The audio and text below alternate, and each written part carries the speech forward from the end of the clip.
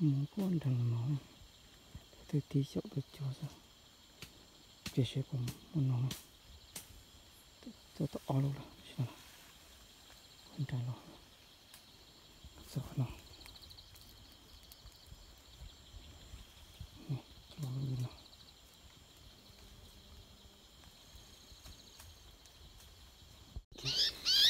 mà hay chúng ta tao để vào tổ để đỡ vào thằng đó thì cho nó ta sơ mở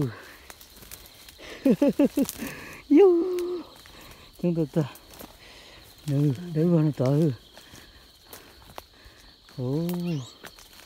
hai ta thì cho nó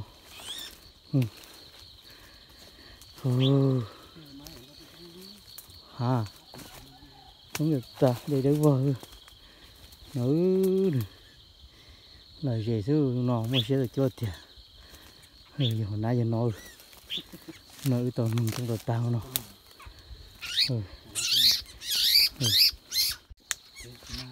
cái gì mà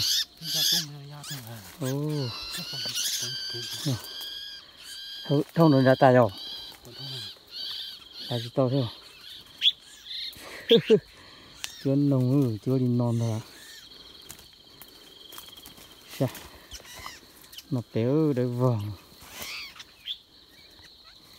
nó ngay cơ thế à đấy cơ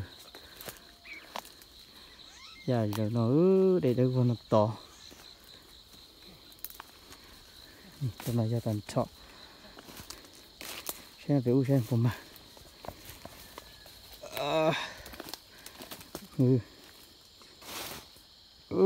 không có cơ thế nó bé chuột chứ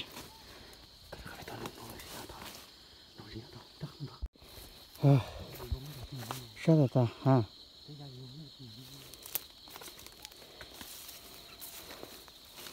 mà lấy cho nó cam đủ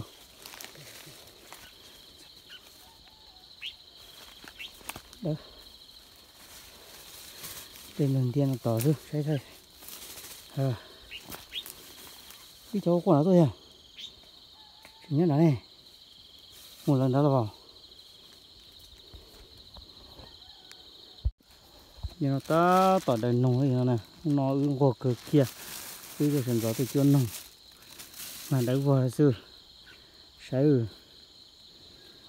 đâu muốn nó cứ nó ngay tật ta thì saiอยู่cương co nó cụ chỉ đỡ được nè có là giờ khi giờ nó thế rồi nó bây giờ mình cho nồng rồi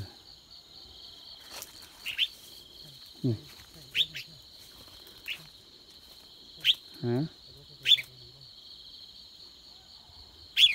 thấy có sao đâu có tụi nó có sao lần tiếp về nó lần tiếp chứ cô mà thay sẽ lấy bộ chán rồi nhưng nó giờ tôi đây nó là quay đầu thay đua để sắp họ này chừng mà của cái tàu theo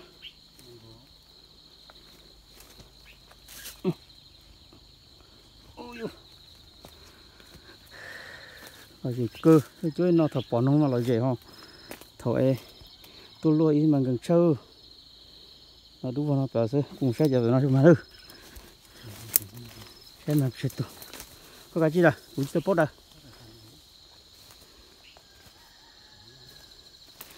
nó cho pe luôn chứ nó pe cũng mà đúng vào nó pe thế cái đó nó cũng nó lớn lắm kia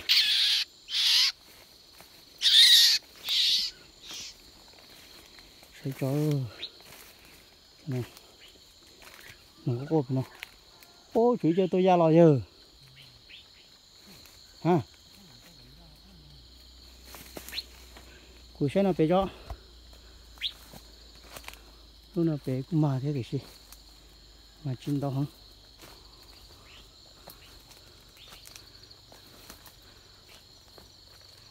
chuồn nồng mà biết từ nó thôi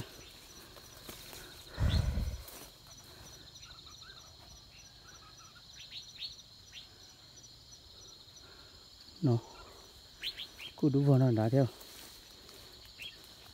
Cứ on lần xe cái lợi chỉ lên đâu.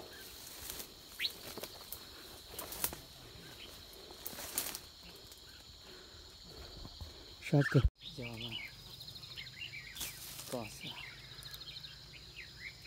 Mà sao tôi theo. Mà sao tao theo. Tôi sao chứ. Ô là gì ta. Tao đi bùa tủ không nào. Đà mà bộ. Cho. Con đâu tao. Ok. Tàu y nay rằng nó cũng còn nữa. Bây giờ nó bia khó lâu là hay. À. Ê, sửa ra.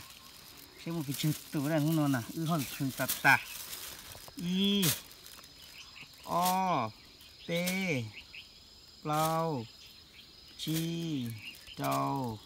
Chà. Gì. Chua. Cầu. Y. O. P. Plau. Chi. Trâu. Cậu xà. Cậu gì. Cậu chua. Nền gạo. Ngựa y. Ngựa o. Ngựa p. Ngựa plau. Ngựa chi. Ngựa trâu. Ngựa xà. Ngựa gì. Ngựa chua. P trâu. Ngựa y. Ngựa o. Ngựa p. Ngựa plau. Ngựa chi. Ngựa trâu. Xà. Ngựa gì. Ngựa chua. Plau châu. Ngựa y. Ngựa o. Ngựa p. Ngựa plau. Ngựa chi. Trâu. Xà. Gì. Ngựa chua. Chi châu. Ô. Chi châu tủ. Con ốc tồn ra rồi không? Tông nó. Này đó.